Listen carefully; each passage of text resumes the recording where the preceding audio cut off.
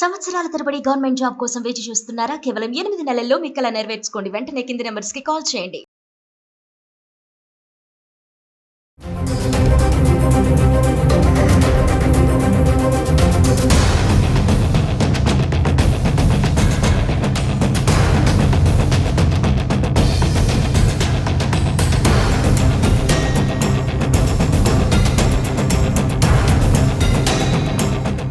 My name is Advocate Dr. Solomon Bryce.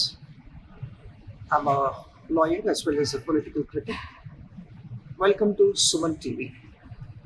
మనం చూసాము నిన్న ఇండియాకి పాకిస్తాన్కి మధ్య వార్ డిక్లేర్ అయిందండి. ఈ వార్ అన్నది ఎస్కలేట్ పెహల్గాం అటాక్స్ తర్వాత జరిగిందని మనం అంతా గమనించాము. పెహల్గాం అటాక్స్ తర్వాత ఇండియా చాలా సీరియస్ అయ్యి పాకిస్తాన్కి వార్నింగ్ ఇవ్వడం జరిగింది.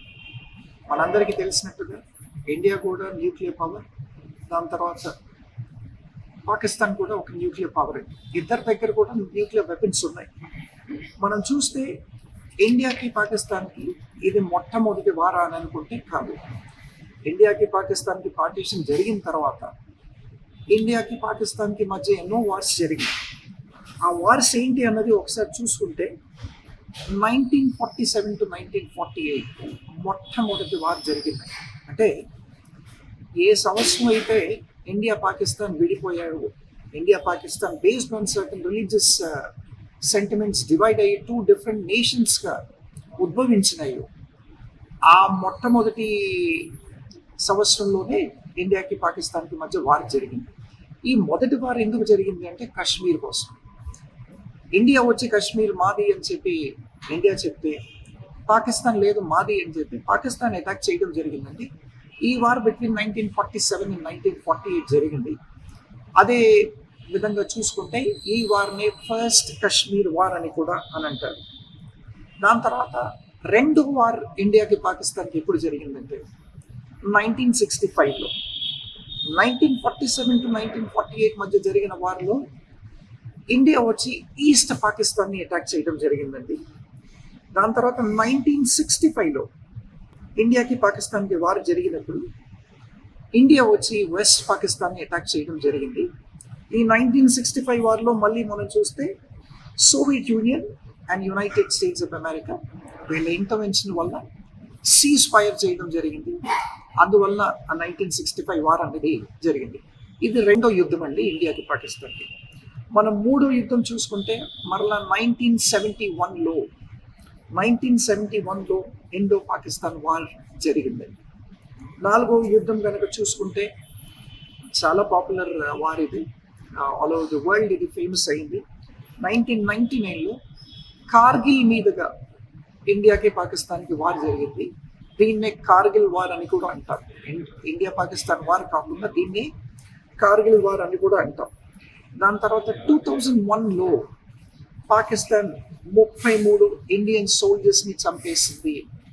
అప్పుడు కూడా ఇండియాకి దాని తర్వాత పాకిస్తాన్కి మధ్య టెన్షన్స్ జరిగినాయండి.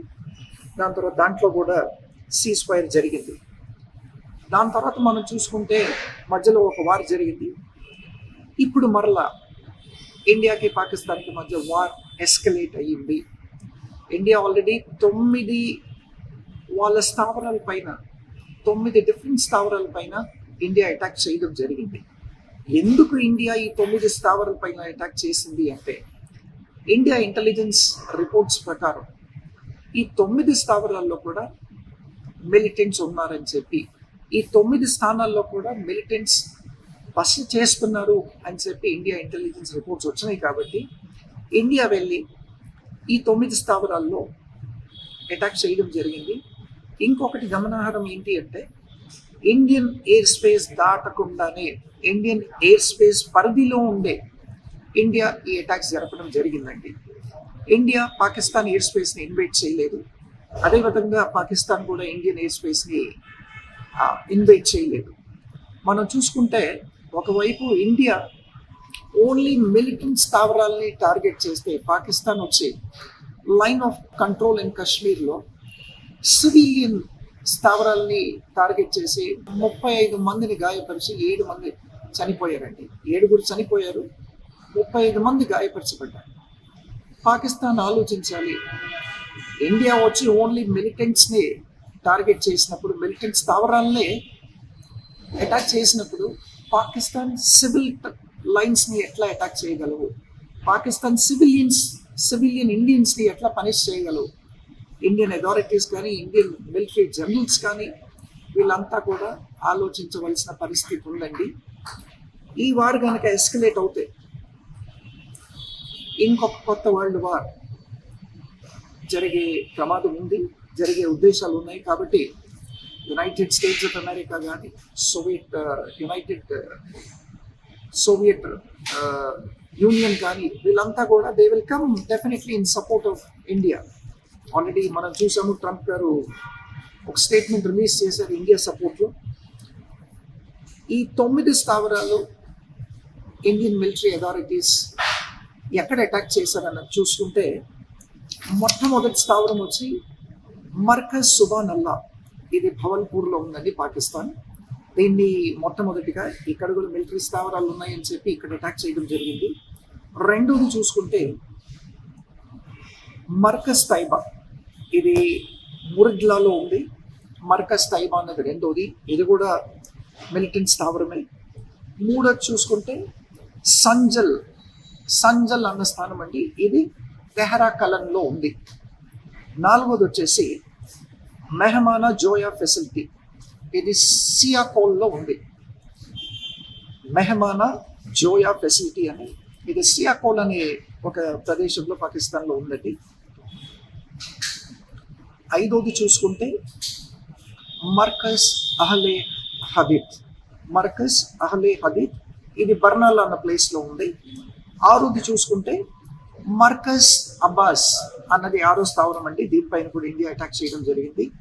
ఈ మర్కజ్ అబ్బాస్ అనేది కోట్లీ అన్న ప్రదేశంలో ఉందండి. దాని తర్వాత 7వది చూసుకుంటే 1947లో ఇండియా పాకిస్తాన్ పార్టీషన్ అయిన తర్వాత 1947లో మొట్టమొదటి వార్ జరిగిందండి. బిట్వీన్ 1947 to 1948 మనం చూసినట్టయితే మొదటిసారిగా ఇండియాకి పాకిస్తాన్కి వార్ జరిగింది. దాన్ని ద కశ్మీర్ ఫస్ట్ వార్ అని అంటారు. ఇండియాకి పాకిస్తాన్కి యుద్ధం ఏమీ కొత్త కాదు. ఇండియాకి పాకిస్తాన్కి మొదటిసారి ఇప్పుడు జరిగే యుద్ధం కాదు. 1947 పార్టీషన్ అయినప్పటి నుంచి కూడా కశ్మీర్ ఇష్యూలో LOC, లైన్ ఆఫ్ కంట్రోల్ అని అంటాము, ఈ LOC విషయాలై కూడా మనకు వార్ జరిగింది. కశ్మీర్ని పూర్తిగా పాకిస్తాన్ ఆక్రమించుకోవాలని పాకిస్తాన్ ప్రయత్నిస్తుంది. అది ఇండియా ల్యాండ్ అని చెప్పి ఇండియా దాన్ని ఆల్రెడీ ఆక్యుపై చేసి ఇండియా పొజిషన్లో ఉంది.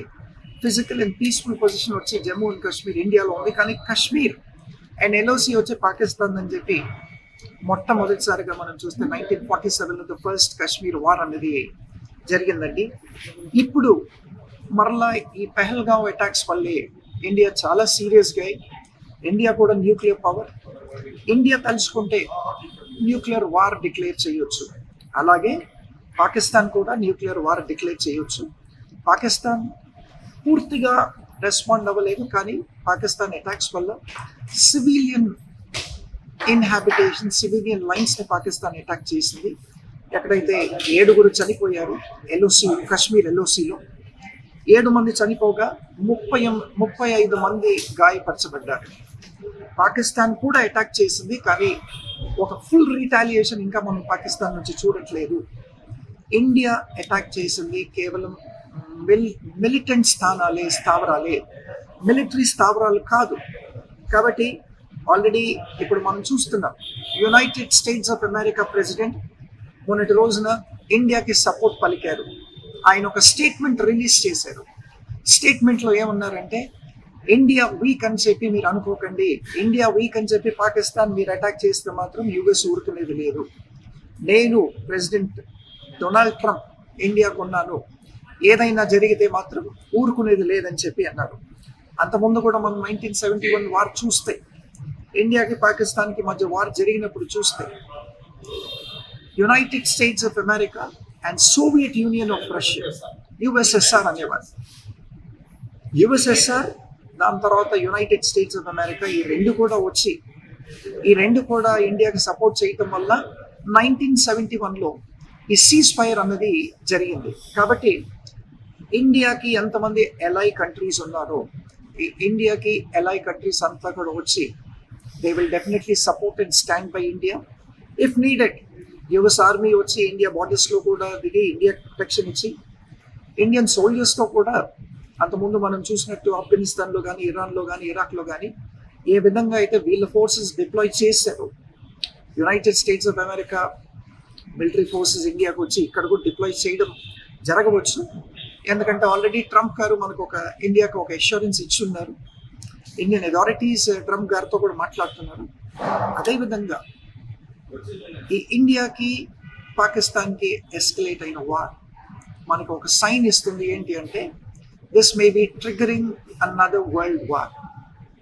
ఎందుకంటే ఇండియా పాకిస్తాన్ కనుక వార్ మొదలు పెడితే ఇండియాకి సపోర్ట్లో వచ్చే అలై కంట్రీస్, దాని తర్వాత పాకిస్తాన్కి సపోర్ట్లో వచ్చే అలై కంట్రీస్, వీరందరూ కూడా ఈ ఇండియాకి సపోర్ట్ చేసిన పాకిస్తాన్కి సపోర్ట్ చేసిన వీళ్ళంతా కూడా మళ్ళీ యుద్ధంలో జరగాలి. కాబట్టి ఈ దేశాలకు మధ్య ఆ దేశాలకు మధ్య డెఫినెట్గా మళ్ళీ వార్ అన్నది జరగవచ్చింది.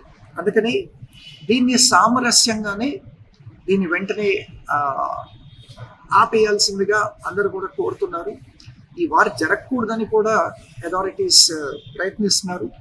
ఎందుకంటే వార్ జరిగితే రెండు కంట్రీస్ కూడా చాలా లాస్ ఆఫ్ లైఫ్ ఉంటుంది, లాస్ ఆఫ్ ప్రాపర్టీ ఉంటుంది, loss of many other things అండి. తర్వాత నార్మల్ లైఫ్ అన్నది కట్ అయిపోద్ది. తర్వాత ఫుడ్ షెల్టర్ కూడా ఉండదు వీళ్ళందరికీ. దాని తర్వాత షెల్టర్ క్యాంప్స్ చేయాల్సి ఉంటుంది. ఈ వార్ జోన్స్లో ఎఫెక్ట్ అయిన వాళ్ళంతా కూడా ఈ షెల్టర్ క్యాంప్స్లో వచ్చి రెఫ్యూజీస్గా ఉండాల్సిన పరిస్థితి కూడా ఉంటుంది. కాబట్టి ఈ వార్ జరగకుండా చూడడానికి మాక్సిమం ప్రయత్నాలు కూడా జరుగుతున్నాయి. Thank you.